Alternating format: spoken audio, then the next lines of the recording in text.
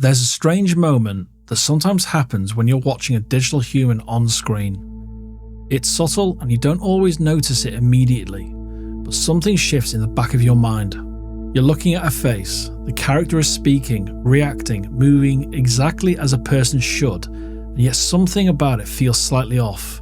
Sometimes it's the eyes, sometimes it's the way the mouth moves when they talk. Whatever the reason, there comes a point where your brain quietly stops believing in the person you're watching.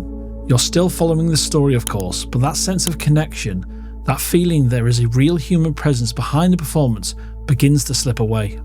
That moment might seem small, but it matters way more than you think. Artificial intelligence is now beginning to enter filmmaking in a way that raises some genuinely serious questions about performance. We are seeing experiments with AI-generated actors, digital recreations of performers who have long since died, and increasingly sophisticated technologies for altering or rebuilding performances long after a film has been shot. Most conversations about this tend to focus on the technology itself, on how impressive it is, and how quickly it's improving. But I'm not convinced that the real issue here is technological at all. This is a much deeper question. It isn't simply whether we can recreate actors digitally, it's whether we should.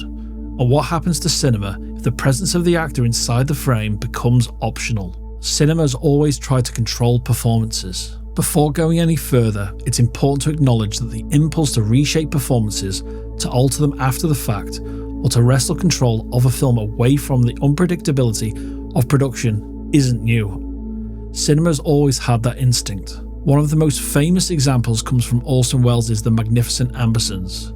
Welles originally delivered a version of the film that ran around 131 minutes, but while he was away working in Brazil, the studio took control of the edit.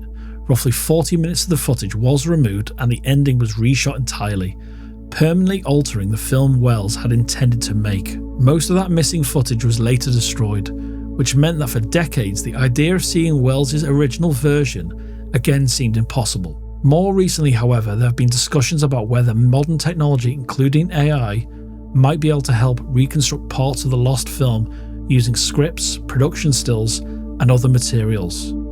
At first glance, that sounds incredibly appealing. The idea of restoring a lost masterpiece is hard to resist. But the moment technology begins to recreate performances by actors who are no longer alive, the line between restoration and invention becomes far less clear. A smaller, more practical example of this kind of intervention can be seen in Blade Runner: The Final Cut.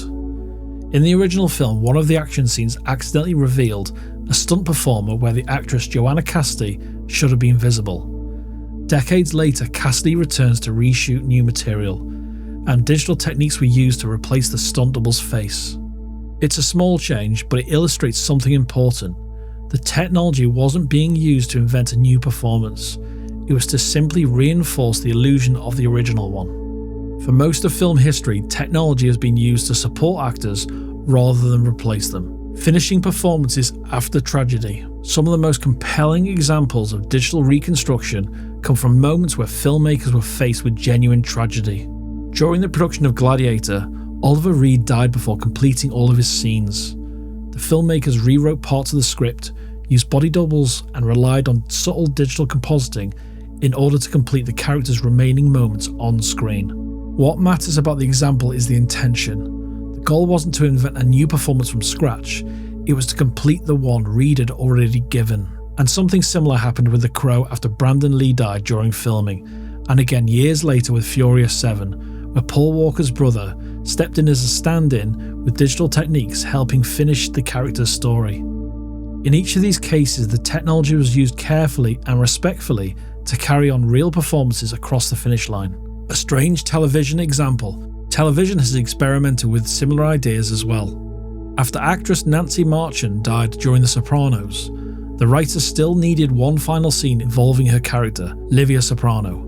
The show constructed a brief sequence using archived footage, recycled dialogue, and early digital compositing. Watching that scene today is fascinating because you can sense how hard the illusion is working to hold together. It's not disastrous, but there is a faint feeling of disconnection that is difficult to ignore.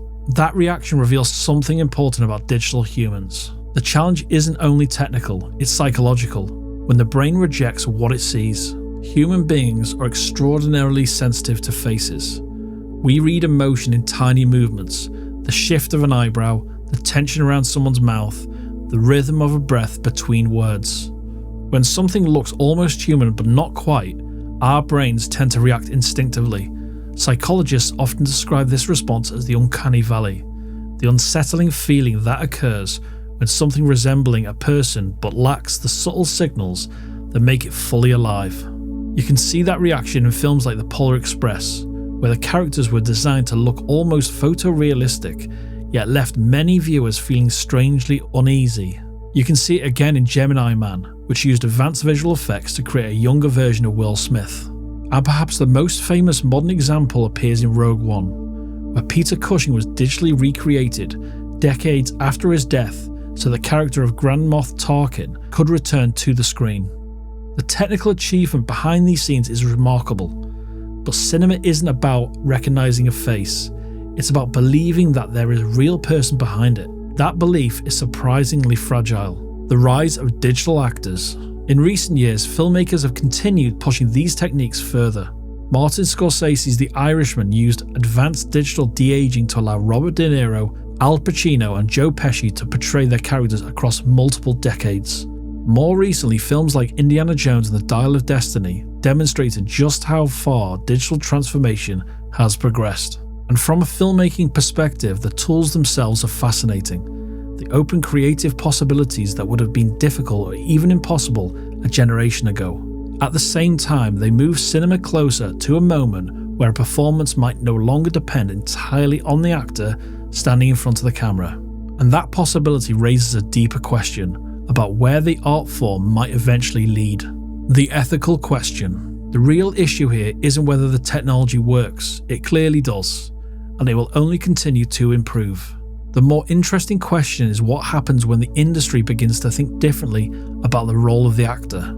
If performers can be recreated digitally, altered indefinitely, or generated artificially, the temptation to treat the actor as optional inevitably grows stronger. But acting has never simply been the arrangement of features on a face. A performance is shaped by instinct, experience, vulnerability, and imagination. It emerges from a person who brings their own life into the frame.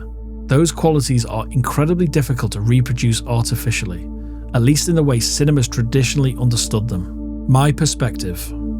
Personally, I don't believe that every use of digital reconstruction is inherently wrong. There are situations where it can be used thoughtfully and respectfully, whether that means finishing a film after an actor dies, restoring damaged footage, or applying de-aging in a way that genuinely serves the story. Even so, I still come down firmly on the side of real actors. Cinema at its core is built on human presence. It captures a moment in which a real person stood in front of a camera and created something that could never exist in quite the same way again.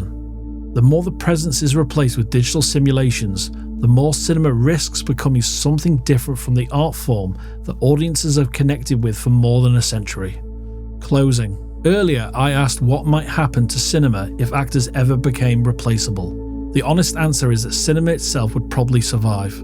Cameras would still exist, stories would still be written, and technology would continue to evolve in ways that filmmakers would inevitably explore. What might change is something far less tangible. For most of its history, film has functioned as a record of human presence. It captures a specific moment in which a performer stood under the lights, spoke those lines, and created a performance that could never quite be repeated. That sense of presence is what allows audiences to believe in the illusion that cinema creates. Lighting, editing, and visual effects have always played their part in shaping that illusion, but the actor has traditionally remained the human centre that holds everything together. Once that centre becomes optional, the medium may still look familiar on the surface, yet the emotional relationship between the audience and image could begin to shift in ways we don't fully understand yet. Cinema has always relied on illusion, but the actor was never meant to be the illusion itself. The actor was the person who made the illusion believable. And that's why the question surrounding artificial performers is ultimately not about technology at all. It's about what kind of art form we want cinema to remain.